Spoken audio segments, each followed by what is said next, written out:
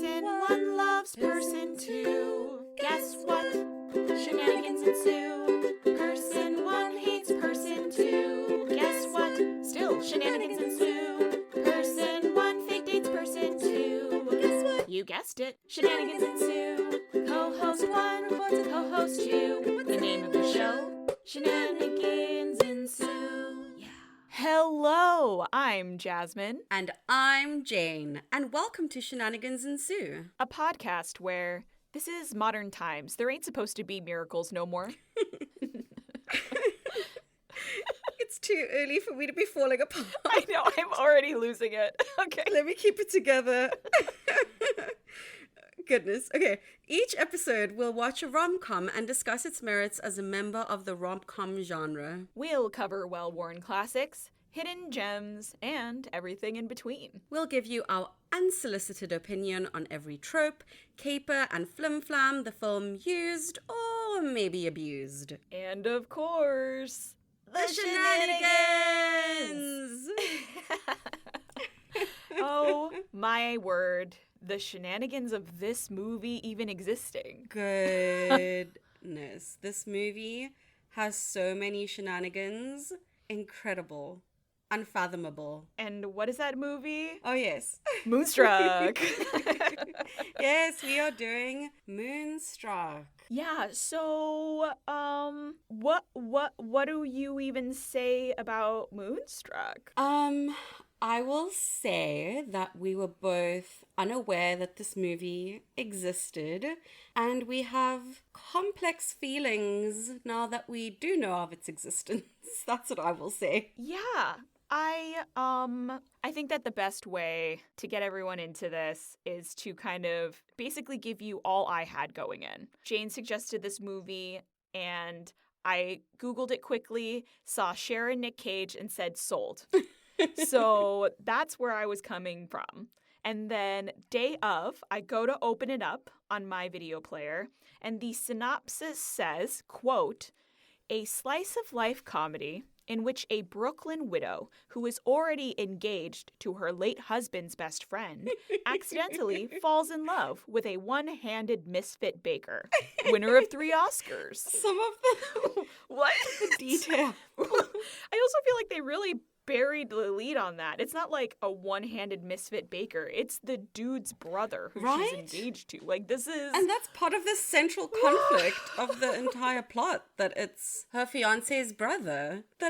What? And I don't think that her fiancé was best friends with her late husband. No. I don't know that was ever discussed. I don't know. She could not have been a widow for all the bearing that it had on the plot, truly. Other than some sass directed at her, maybe. Yeah, it really didn't matter. Not even. It only mattered in that they needed to reference her bad luck, right? Yes. Over and over again. Bad luck, bad luck, bad luck. Goodness. Wow. I guess I should mention how I came about this movie. So we decided that maybe we should go back in time a little bit, and I was looking up 80s rom-coms that were available for both Jasmine and I to stream in our respective countries. And so Moonstruck was one of the options. And so I watched the trailer, but y'all, the trailer gave no information. It was just vibes. It was all vibes. There was no meet Loretta. She's had bad luck in love. Nothing. It was just a mood. In fact, I will actually post the trailer on stories so you can experience this. I had no idea going in what I was getting off the trailer. I didn't watch the trailer because I don't like to get jokes spoiled for me. I feel like they usually use primo jokes, and so I wanted to save them. But that synopsis is... Oof. And I didn't read the synopsis, so we both came in on different levels of... different information. Which ended up kind of being nothing. Okay. I can't wait to get into this weird-ass movie. I'm so excited. So I guess we'll give you our plot synopsis to go with the Showtime plot synopsis.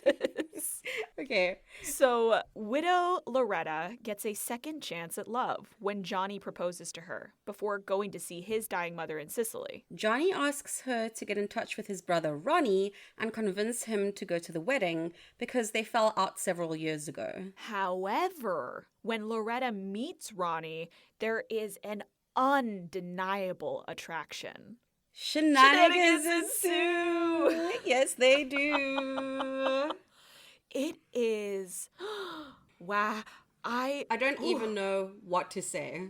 The only thing that I can say is of all the Nic Cage movies, and for every time his character has been introed in a bizarre way, this has got to take the cake. It was so dramatic. His introductory monologue is at like 1,000. It's at 1,000, and let me tell you, it is a masterclass in beat changes for my actor friends. Yo, Cher walks in. She's trying to talk to Johnny. He's already dismissed her over the phone. So she's gone to the bakery where he works. And she walks in. He starts, okay, here's my overview of like the journey. Dismissive into angry, into obstinance, into crying, into straight rage and storming out. What? The journey and the absolute commitment of Nic Cage to this insane monologue. I have no words.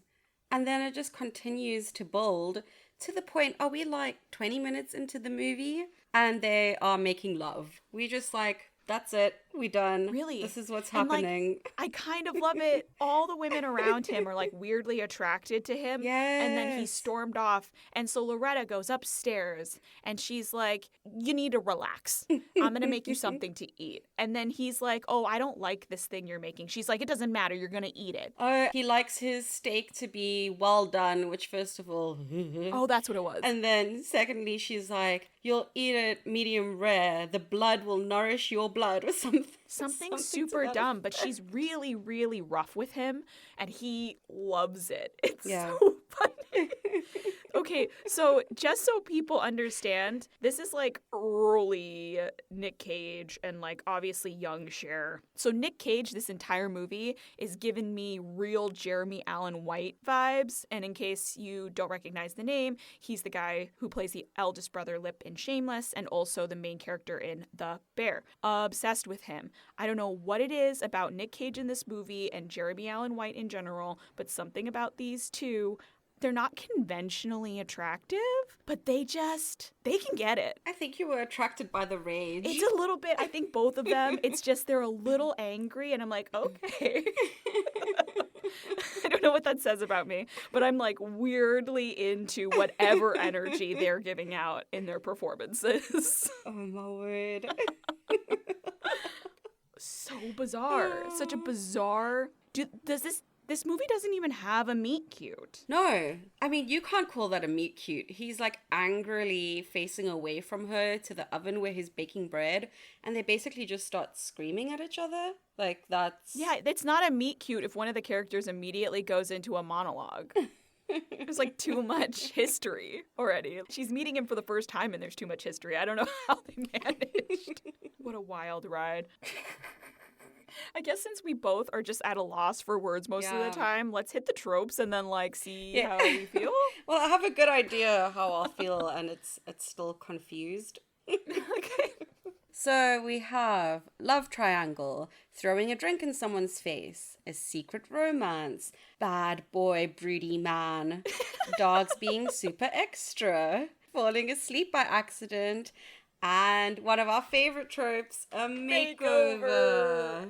I love a makeover. I love a makeover. This one needed some music and a bit more of a leaning into the montage, but we still love a makeover. Yeah, this movie needed more music in general. It was a quiet movie. It was, especially when it came in so strong with That's Amore right at the top. Yeah. Even just interlude music. It was sparse on the piano, sparse on everything. And I mean, I really thought we're going to have one of those movies a la A Castle for Christmas, right, where the soundtrack was so on the nose and so extra. All the time. And I was so pumped for that, and it didn't happen. Nope. It was just... Yeah, Jane was saying that they probably blew the budget on Amore, so that's all we got. And we got it a few times, so... They got their money's worth. We got it at the beginning and we got it at the end. So I was like, yeah, may as well reuse it. You'll spend a lot of money for it. So may as well throw it in again. hate love triangles, but love triangles between brothers is a bit rough. Ooh, it's a bit icky. Just a scooch. Just a scooch icky. And just to give people an idea of the timeline, because we tried to work out the timeline after watching. Yeah. We don't know how long Loretta and Johnny have known each other or what have you, but Loretta and Johnny are at a restaurant one evening. He proposes. She says yes. Loretta goes home, goes to sleep, is reminded to call Johnny's brother, Ronnie. She calls Ronnie, gets snubbed. This is still only 12 hours later. Goes to his bakery, confronts him, cooks him a steak, has sex with him, and stays over the night. So now this is night 2. She wakes up the next day. He invites her to the opera. She goes out, buys a new outfit, gets a makeover. They go to the opera that night. She catches everyone cheating and then goes to sleep at Ronnie's place again and then goes home early in the morning. Ronnie follows her.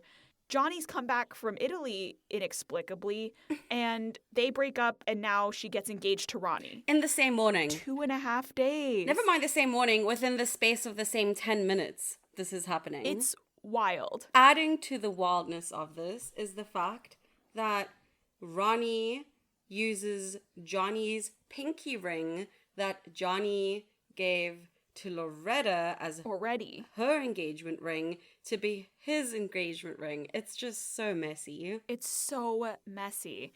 Engaged, meet brother, sleep with brother, disengaged, re-engaged.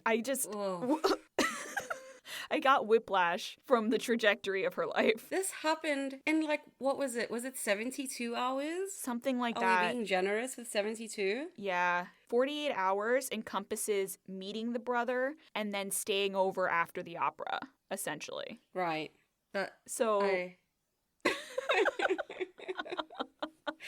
woman has been engaged twice in the space of a week, and I don't know. But somehow the movie pulls it off in a weird way. There's another thing about it, too, where everybody is cheating. Yeah. Every single person is cheating with somebody else. Secret romances abound.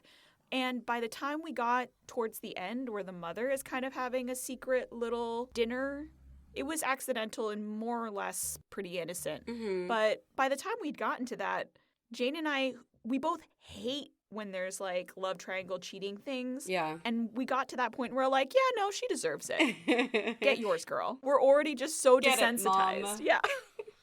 Everyone else is doing it. Mom may as well get some as well. Yeah, that's fine. Mom, you deserve it. He's terrible to you. Do what you gotta do, is how we ended up feeling by the time we got there. Yeah. It was just wild. I can't believe how desensitized we were, because Jasmine and I are usually incredibly aware of what's going on when it kind of falls into emotional cheating, never mind physical cheating. Yeah, morally gray areas like that are just uncomfortable and we don't love them. No. But this one, we're like, no, that's fine. You're like, yeah, checks out. Whatever. Okay. I think it helps that they established very early on that Cher's character, Loretta, is just doing this because she wants another chance at life, I guess, as she sees it. Yeah. She goes up to the mother at one point, Jane, if you'll play Cher for me and I'll be the mom. So Cher says to the mother, I'm getting married. The mom says, again? And then shortly after says, you love him? No. Good. It was very funny. They established really early on, don't marry a person you love. They'll just use that against you because they know that they have you or something bizarre. It was just fascinating. I like that they called this little couplet back as well when Cher gets engaged to Nicolas Cage at the end of the movie and the mum asks, right, do you love him? And she says, I love him something awful. And the mum says, oh God, that's too bad. Yeah. Or something like that. The mom's just like, ugh. It was just so fascinating. Oh, at one point, Cher goes to the church to go to confession. And she sees her mother in one of the pews. They have a little heart-to-heart. Yeah. And all I could think about during this heart-to-heart, I feel kind of bad because I was very distracted at how incredible their cheekbones both are. I mean, that's my own shenanigan. I was just like, wow, they found two women with incredible cheekbones. I buy that they're mother and daughter. I did buy that they were mother and daughter. The noses as well. I spent a lot of the movie trying to decide if I was having fun or not. It was so funny in so many places, but I think a majority of the laughter that I found, I don't think were necessarily written for comedy. Yes, that was something that I was wondering about too, because I definitely had a lot of fun watching this movie and uncharacteristically laughed out loud a lot for watching a movie by myself. Same. But in some instances, I was like, I don't know, the score is kind of giving me cues that this is supposed to be sentimental and I'm just cackling. Yeah, I found myself laughing a lot at everyone's serious moments, and I felt kind of bad because I wasn't taking them seriously. And I don't know if that's good or bad. Yeah. That's the thing. I don't know if it was like poking fun at itself. But I think some parts were intended to be serious that we definitely found amusing. I have to imagine it was poking fun of itself at least a little bit. They really leaned into a ton of bizarre New York Italian jokes. Yeah, and the characters were certainly extremely exaggerated as well. Super exaggerated. But still, I found myself laughing hysterically when the music was way too somber. Yes, exactly. So I'm like, I know right now that I'm supposed to be maybe a little worried about the state of their relationship and they're like being really sweet, but this line is corny. Or like, I can't get there. Just the commitment and the performances that were given, it was truly like stage performances playing to 500 people on a screen. Like 100%. This was 100% the level. And like, honestly, I feel like that explains all of the Oscar nominations and wins. If I remember correctly, Cher won for Best Actress. Olympia Dukakis, I believe, is the one who got Best Supporting. I could be misremembering. I think it was another woman who got Best Supporting. And then it also got Best Screenplay. Really? Yeah. Not Best Picture. Huh. Best Screenplay. Huh. That's fascinating to me. And then Nic Cage definitely got nominations. I don't remember if they were for the Oscars or one of the other ones, but he got nominated. Wow. He didn't actually get it. Yeah, everyone really committed. Yes, they did. So that's for damn sure. No denying that. No, you cannot. I guess, to speak to the screenplay win too, since we kind of like were on that. Now that I'm thinking about it, they really did expertly weave all of these storylines together. That is true. I'm really impressed. They're all kind of centering around this family that works together and a few extraneous characters that have connection to them because of the restaurant that they go to. Mm-hmm. We end up with a professor who is dating women who's too young for him, who almost ends up in a relationship with the mother. We have the father who takes out the mistress and then ends up at the opera. We have the two mains at the beginning getting engaged, and then one of them heads off to Italy to care for his dying mother, who miraculously recovers despite her history of bad luck. Like, they really do get all these storylines to somehow make sense and end up at the breakfast table together having oatmeal. Oh my goodness. And this is all happening around the time of the full moon. Oh God. So the moon is supposedly to blame for all of their behavior. The moon doing the most. Just the messy moon. That doesn't make any sense either. No. The moon is way too close or something, like some optical illusion, so the moon appears too close and it's messing with everybody. Except that couple that all it does is rekindle their passion for each other. Love that for them. So there you have it. If you can make that many storylines connect at the end and all have breakfast together, then you deserve it. An Oscar. You earned it. I'm so curious as to what else was nominated in that category that year. I know, right? Because there's been a shift over time where rom-coms are less respected than they once were. Yeah. But I don't know that typically goes to anything other than a drama, right? Yeah. Not in the last 20 years at least. Yeah. That's always written specifically to be Oscar bait. Yeah. Like, usually based on a true story. Yeah.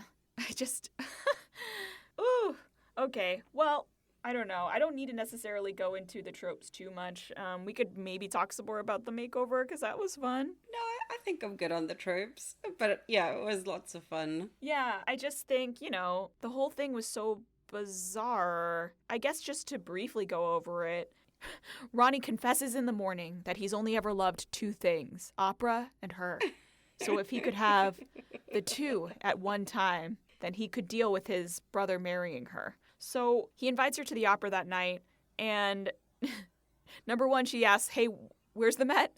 And that's funny. Yeah. And then number two, she's going about her day. She's like an accountant or something. She works a couple of accounts in the neighborhood. So she's walking around and goes to the shop of the couple who rekindle their relationship, has grabbed the petty cash to drop at the bank. And on the way to the bank, gets distracted by some like really cute clothes in a shop window. That was so a she pretty goes dress. in. She starts shopping. She walks by some other place. She sees her hair in the reflection of the glass of a shop and thinks to herself, I could work on these grays. And so she gets her hair done. And then they do a full nail thing, and they're like, where are you going? The opera. And they do a full makeover. Like, it is wild. With so many close-ups. Yes. So many close-ups on her brows, on her face, on her hands. Like, extreme close-ups. Extreme. We needed a fun song playing under it, because imagine just watching, just kind of in silence, extreme close-ups on Cher's face and hands. Of your brows getting plucked. Yeah. Of one fingernail being painted. What? I don't know. It was so intense. It's a montage, but they took all the joy out of it, and they're like, look at her. It was so serious. Isn't she beautiful? It was way too much gravitas than it deserved. For her doing some last minute day of opera touch-ups. So funny. I did enjoy it, though. It was really funny. It's just somehow this movie manages to be both funny and uncomfortable all the time. I don't know what to do with how I feel. Yes. That's a good reason to move to the shenanigans, I guess. Good at the shenanigans. Okay. Starting off with the shenanigans of Johnny proposing to Loretta at the restaurant. Oh my god. We just have to start there. First off, I thought something was going to go wrong because one of the staff members is like, he's going to propose. He's going to lift his hand up and we're going to have to bring over the champagne. And I'm like, okay, right. We're going to have some shenanigans with that. Something's going to go wrong and be misinterpreted. Jasmine, I did not know what I was in for. I did not either. In terms of where these proposal shenanigans go to. And I loved every minute of it. It was so delightful. Cher is like energy goals. She is laying it down. What she wants. I am obsessed with her in this movie. Because Johnny proposes and Cher's like, are you proposing to me? Why aren't you on one knee? Get on one knee. Otherwise it's going to be bad luck. And he says, this is a nice suit. And instead of just walking over and getting down on a knee, he, in his nice suit, shuffles over on his knees. It was so awkward. And the waiter even says, it's a nice suit. He's going to ruin it. Like, that's not what she was asking. She didn't say ruin the suit. She just wanted you on a knee. What are you doing shuffling towards her on both knees? And now the whole restaurant is starting to look. And he goes to propose. And she looks at him. And before answering, is like, where's the ring?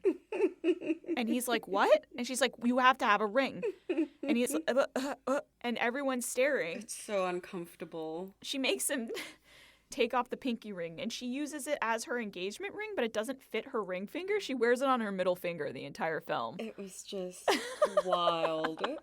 And then it goes into a really fun shenanigan as well, which is Loretta driving Johnny to the airport to drop him off. She was driving the whole engagement thing. Now she's in the driver's seat, determining how the wedding's going to happen. She makes him swear that they're going to get married a month from today. They're not just going to the courthouse. It's going to be a proper wedding. They're not doing that. That was bad luck last time. Yeah, look what happened. Her husband died. It was bad luck. They got married in the courthouse and didn't tell anyone. Yeah, and in 2 years, he got hit by a bus. I don't even understand.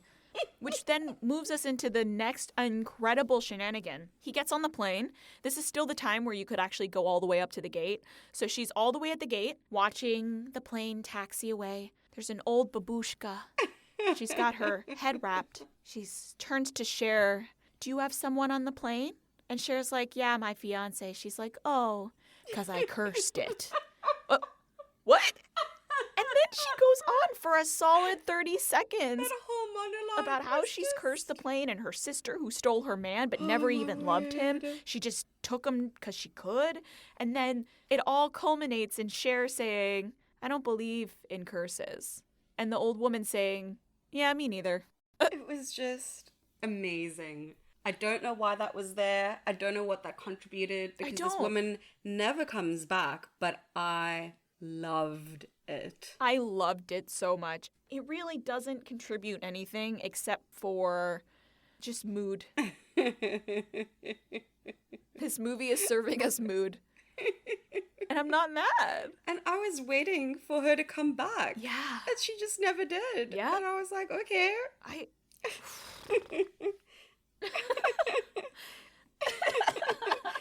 It was mood setting. That's all it was. It's like nothing happens to his plane. Nothing happens to any sister. There's no callback at the church. No. Nothing. And they really do set it up. The attention and drama they gave that moment, the amount of Yes. time we lingered on them at the window, really honestly sets you up feeling like this is a Chekhov's gun. Exactly. And then there's no payoff. it felt so ominous. It was just for funsies. just for funsies. Oh my gosh. Okay, that leads us into really fun shenanigans as well of Loretta then going home and telling her dad that Johnny proposed. And Cosmo, the dad, is just not having it. He asked, did he do it properly? Did he get down on one knee? And Loretta, Because, you have bad luck. yeah. Loretta says yes, omitting that she made him. Yeah.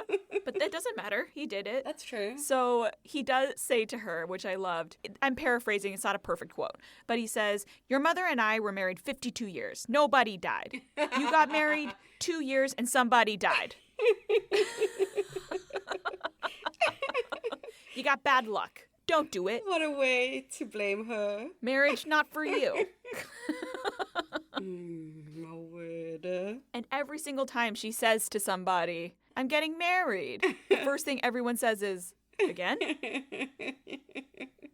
Every time. I'm getting married. Again? And she's 37, Yeah. which in the 80s is just an old maid. So ridiculous. I don't know how everyone in this movie is so extra. It is so full on. Another shenanigan that has absolutely no bearing on the plot whatsoever and just adds to it being extra is when Johnny arrives from the airport early. He gets into a cab and he leaves his bags on the sidewalk and then goes and gets them. He forgets them again when he gets out of the cab at Loretta's.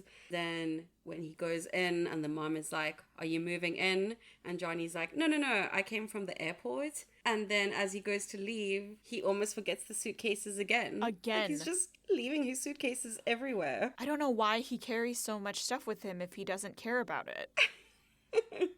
He needed 2 suitcases. He clearly needed his things, but he doesn't like or care about them enough to remember his suitcases. Especially if you are leaving the airport. You're leaving the airport and you don't remember your suitcases. Seriously. And it was so interesting to see kind of this dichotomy between the 2 brothers and the weird fight shenanigans that they created. You come to find out that the reason why they've had a falling out is because Nic Cage's character accidentally put his hand through a deli slicer. Which is just... very dramatic.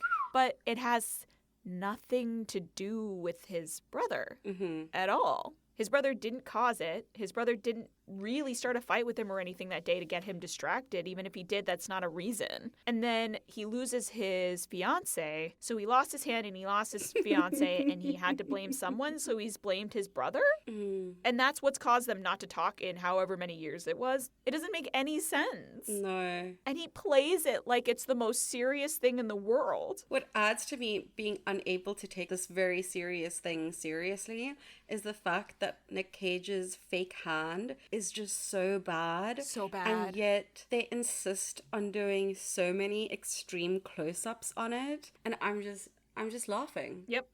It's so noticeably bad. It's so bad. But very good for the production budget. So Yeah, they went with it. To pay for that Samore. Nic Cage also being so mad at his brother for the state his life is in leads to a very funny exchange where he shouts at Cher and he's like, "You ruined my life," and she replies, "Your life was already ruined before I even got here," which is just great. It's so funny. In the sexual tension leading up to the romantic encounter, they are like way too intense, and it all ends up with Nick just scooping Cher up into his arms and her just saying, "What are you doing?" And he's like, "I'm taking you to the bed." And she just kind of pauses. "Yep, yeah, okay. Take me to the bed." And just like off they go. That moment before he carries her off to bed when Nic Cage is just like standing there screaming, like they hold it a little bit too long, I felt as though I was having an out-of-body experience watching this. I felt like much of the movie was an out-of-body experience. So true. This man is screaming as if he's about to go slay a dragon. That's the intensity. Yeah, but I was into it. Yeah, because you're into the angry stuff. The raw intensity of Nic Cage in this movie, I do not find him sexually attractive, and yet in this movie I was like, okay, Nick can get it. Oh my gosh. Oh man. Does she put him down and then she slaps him, or does she slap him in the morning? She slaps him when he says he loves her. I think that's in the morning after. Oh, okay. Yeah. So he says to her in the morning after, "I love you," and she slaps him once hard, looks at him, and then slaps him again because she's engaged to his brother. I can't. She just really slaps the shit out of him. And then she just says, "Snap out of it," after she's just slapped him twice across the face. Yeah. Oh my goodness. I can't. This movie is so bizarre. There's some things that are just so oddly specific as well. That just adds to the humor, and I really don't know if it was intentional or not. I have to assume it was. Like with the porridge scene. So the morning after, Loretta spends the night with with Ronnie. See, I'm getting confused between Johnny and Ronnie. I think that's the point. Like, why? Why are you doing this to us? She was also confused. We have to be confused, much like Cher. Oh my word. So the night after the opera, she spends the night with Ronnie, who she is not engaged to, and Johnny, who she is engaged to, appears in the morning, and they're all stressed out, and the mum's like, "You have a hickey on your neck," and they're trying to cover it up, and all the tension is building, and the doorbell rings, and then it's Ronnie who's there, and they weren't expecting him. But all of this drama is happening around, like, everyone asking each other if they want porridge. Yes. And it's just like, what is happening? That breakfast scene, the tension, everyone just showing up and coming in and having breakfast. So the overview of what happens in this one moment that I loved is that Rose, the mom, has no evidence that Cosmo, the dad, has been cheating. She just has a feeling. Loretta and Ronnie both know that the dad is in fact cheating because they caught him the night before. Mm-hmm. Rose sits across from her husband, looks him dead in the eye, and says, "Have I been a good wife?" And he responds, "Yeah." And she says, "Then stop seeing her." Ooh. He then shoves himself off of the table, stands up, slams both hands onto the corners of the table, and then sits down and says, "Okay." Oh my gosh. But the subtext of that scene was bonkers. It was so emotionally charged for no reason. And then resolved so quickly. The fallout is so minuscule. Non-existent. Yeah, the same with the brothers, because they're like building and building and building the scene and the tension, and Ronnie's there and he's not supposed to be, and they know Johnny's coming, and she's slept with Ronnie and is engaged to Johnny. And then they throw it all away. They're all just like fine with it. And Ronnie proposes to Loretta. Yeah, they wave it away with Johnny saying, "I only proposed because I thought my mom was dying." And we're like, okay. And then Ronnie proposes? And now we're all happy? And then they all take a family portrait? Yeah, what? Because then the grandpa also waves Johnny over and he's like, you're going to be family now as well because they're going to be in-laws. Yep. But not in the way they were going to be not even 10 minutes ago. And he does seem like he's a little shell-shocked for the knowledge. He has to sit down, but he's ultimately okay. Yeah, he's quite fine. He could possibly just be jet lagged. Yeah. The way he looks dazed. Honestly, He's yeah. not even like... He did go all the way to Italy and all the way back in the span of 48 hours, so This is true. He came back so quickly. there was no point. I don't understand. Was it so that all of this could take place around the full moon? Like, why could they not speed it up a little bit? I have no idea. It also seems super unnecessary to do all that. It could have just been, like, in Pennsylvania. Oh, well. Mom needed to be in the old country. Whatever. Exactly. And they had to drive home the fact that they were Italian Americans. They really could not stop talking. And it didn't really matter aside from just being over the top stereotypical. And honestly, like, the jokes are definitely casually racist, but I guess you can get away with it. Goodness. And at some point I text Jasmine and I was like, do you have subtitles? And Jasmine was like, nope. So I was like, okay, we're just rolling with it. They're just talking in Italian and we don't understand. I think I picked out like 3 words maybe. Right? There's so many funny quotes. I laughed a lot. Many quotes. And yet I still feel really weird about having watched this movie. Yeah, and we watched this movie, I think it was 2 days after a full moon. So maybe the moon was also being messy still. Yeah. And was affecting how we consuming the movie. Ooh. Ooh. I really don't know. I don't know either. Some of my other favorite quotes. In time, you'll drop dead and I'll come to your funeral in a red dress. Oh.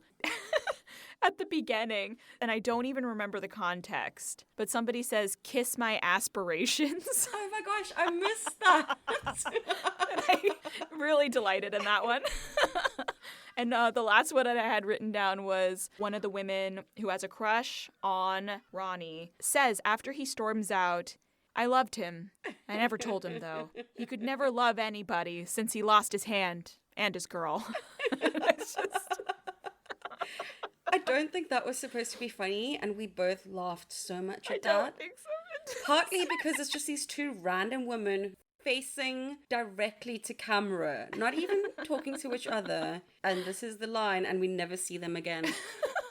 And this was after his comedic drama monologue and storming out. I was cackling. I was basically in tears by the end of the Nic Cage monologue, and it's not supposed to be funny, I don't think. No, I don't think it's supposed to be funny. I don't know. I can't tell. I think it was supposed to be really sincere. And then this girl's line was supposed to be like the button on top of it. I really don't know. I thought they were setting up another love triangle, like this woman being in love with Ronnie, and she's been pining after him for all these years. That would make sense. But it's just like this one line and we're done. Yeah, that's it. Oh, yeah. Okay, some of mine are, the grandpa says, I can't sleep anymore. It's too much like death. I forgot about that. Oh my gosh, this quote by Nic Cage. I think this is a part of his monologue. And he goes, what is life? Is bread life? I forgot about that. He does that. It's at the beginning of his monologue. He's like, some say bread is life. And he picks up a baguette and like throws it. I don't know why. And this is at the start of this long, intense monologue. And he's delivering it as though he's about to give an epic Hamlet speech. As if the content is actually so important. Like... Okay, I'll stop now. I have so many others. I know. We could go on about so many weird things. It's so hard to describe this film. It's a journey you have to go on. So that brings us to Yes. Fun Fab Fail. Fun Fab Fail. Where to put this movie? Right. I mean, I laughed a ton. So my initial gut instinct was to go to fun. But I also felt extremely uncomfortable and confused and a little unsettled after watching this film, so I didn't know what to do. Oh. I'll turn it over to Jane, though, because she's a brilliant genius. I don't know about brilliant genius, but I felt as though this movie could not exist in any of the categories that we set out for it. Because much like Jasmine, I did laugh so much. But mostly at the wrong times. Exactly. Secondly, one of our criteria for a movie to be fun is that you must want to rewatch it. And the only circumstances under which I will rewatch this movie is if I can watch it with Jasmine and we can watch someone else who has never seen this movie before watch this movie. Yeah. That is the only way that I will ever watch this movie again. It was just... I finished watching it and both felt I never want to watch this again, and also I want to start it at the beginning and rewatch it right this second because I'm so confused. And so therefore, this is why Moonstruck deserves its own category of fascinating. Fascinating. It was just a study in something. I don't even know in what. We can't put a word to it, but it was definitely something. I don't know how to describe this movie to someone. Because usually when we watch a movie and then I'll go in and I'll chat to my mum and she will ask me, so what did you watch and how was it? And this time I said, I don't know. I don't know. I don't know what I just watched. I don't. I'm still feeling some kind of way about it, though. Me too. So I guess that's a very successful movie. Yeah. I mean, I don't... I've been thinking about it a whole lot. A lot. So clearly it's done something. And there's also a lot of movies where I will write maybe 2 pages of notes. Mm-hmm. I really only did about a half a page of notes because I found myself so engrossed in watching that I could not be bothered to write things down for fear of missing anything. I don't really know what happened. I also too was moonstruck watching. Same. That's a good descriptor. Thank you for making that click. Yeah. Because I do still feel quite dazed. Moonstruck. Yeah. This movie hypnotized us. So there you have it. This movie exists outside the confines of these mere categories we created. It has to have its own. It's going to live in the fascinating category, perhaps forever by itself. Almost certainly. I don't think anything else can meet this. I don't think the directors that would also go in this category make rom-coms, so maybe. That takes us to our favorite segment. Oh yeah, it does. Give me the cheese, please. Give me the cheese, please. Yay. I really struggle to find a cheese, so I don't know that I love my cheese for this one, but we'll do it. I have never struggled so much to find a cheese for this movie. I feel like in the same way that this movie doesn't fit into the categories of Fun Fab Fail, there's not like a cheese that I felt could encapsulate what this movie is. And so it's interesting that you had the same problem. Yeah, I don't think my cheese even truly captures the feeling of this film, which is indescribable. But I'm gonna do my best. Okay. Oh, ready? Okay. 1. Whew, yes. Oh, wrong way. 3. 1. I know they I just supported you. 3, 2, 1. Your eccentric Swiss. neighbor's homemade cheese. Ooh.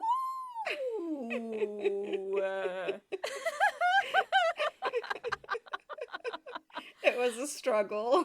Part of me almost went in that direction, and I was like, I can't even try. I need to add structure to this mess in my brain. Yes. You're like, this movie had no structure. I need to give some structure. I'll go first. Okay, dokes. So I chose Baby Swiss. So Baby Swiss is kind of an American version of a classic Swiss cheese. I chose it because it has a milder flavor to a classic Swiss, which is traditionally pretty nutty. This is a nutty film, but I wanted to choose something that had the milder flavor than the classic Swiss because I don't know if all of the comedy was intentional. And then I also just, oh God, you're going to hate me so much right now.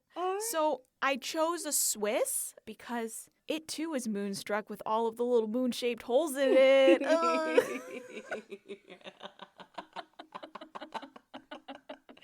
You should have owned that more. You know I love a bad pun. Yeah, but it's not just for you. Everyone will know how dumb I am. Okay. No, you should have just said, Jane, this one's especially for you. I know you love a bad pun. It's true. I could just do it for you and me. That's all this is for anyway. And you can blame me. And then, like, Exactly. I also just really love the idea of doing a baby Swiss, because if you've ever seen a picture of, like, say, a traditional Swiss and a baby Swiss side by side, a traditional Swiss has a medium amount of large holes throughout. But a baby Swiss is, like, just pockmarked with teeny tiny little holes. It's just chaos in a cheese.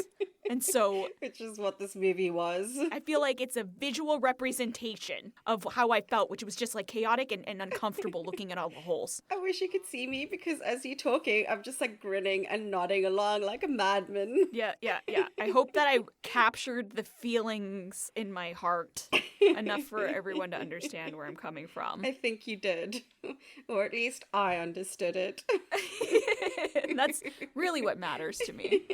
So let's hear about your eccentric neighbor and their cheese cave in the basement. So this movie was an experience. And so I feel like if you go over to your eccentric neighbor's house who has just taken up cheese making...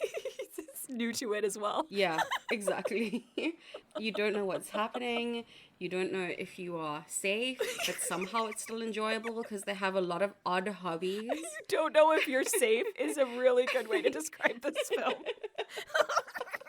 So much screaming. I think what partly inspired this actually was you, when we had our quick chat after we watched the movie, and you said, I don't regret watching this movie. Like, I don't regret that we went through that. Right. But I don't know that I'll go back. I feel as though I wouldn't regret necessarily eating my eccentric neighbor's cheese if I survived and it seemed like it looked edible. But I don't know that it's something that I'd go seek out. Right. And maybe drag a friend over to be like, we have to experience this, or I need to see you experiencing this. But I don't think it's something that I'm going to be like, yeah, this is going to become my go-to cheese. Because this movie was just, I don't even know what to say. You don't have to. People just have to experience the film. Yeah, you do. It's worth the watch. I just can't tell you why it is. Please watch it and let us know what you think, because we need to share this experience with other people. I need other people to be grappling with internal turmoil after watching this film. And I cannot stress this enough. You have to watch it sober. Stone cold sober. Because I can't explain. You just have to do it. Just because. Trust. End of sentence. Just do it. It still somehow feels like a dream. It does. I don't feel like I've woken up yet. No. The moon has taken hold. We're all actually in a coma. I think we just hallucinated it. I think I did. I hallucinated it, which is why I have an inexplicable attraction suddenly to this angry version of Nic Cage. And I found him so much more attractive in the vest with the cutoff than when he was like all done up and clean shaven with the opera. No, as soon as he was in the tux, I was like, nah, you can miss me with that. What a bizarre response. I don't know why. I got Moonstruck too. Yeah. Got hit. So there you have it. That was our discussion of Moonstruck. Let us know what you think about this movie. Any shenanigans we may have missed, or what cheese you feel can encapsulate or express what this movie is properly. Yeah. Because we struggled. I need more cheese options. I don't know. Maybe one of you will have something perfect. Mm-hmm. You can follow us on Instagram at shenanigansensuepod, or you can email us at shenanigansensuepod@gmail.com. We hope you'll join us next time. And until then, I'll take care of the whole thing. All you gotta do is show up. Bye. Bye. Cher's eyes when she sees her dad and his mistress, when she is there with Johnny, her mistress. What do you call a male mistress? I mean, the modernized one would probably be himbo. It's like as close as I can get. I think the himbo is the opposite of the bimbo. Yeah, that's why I'm like, that's the closest I think I've got. Huh. Another example of language being sexist. Yeah.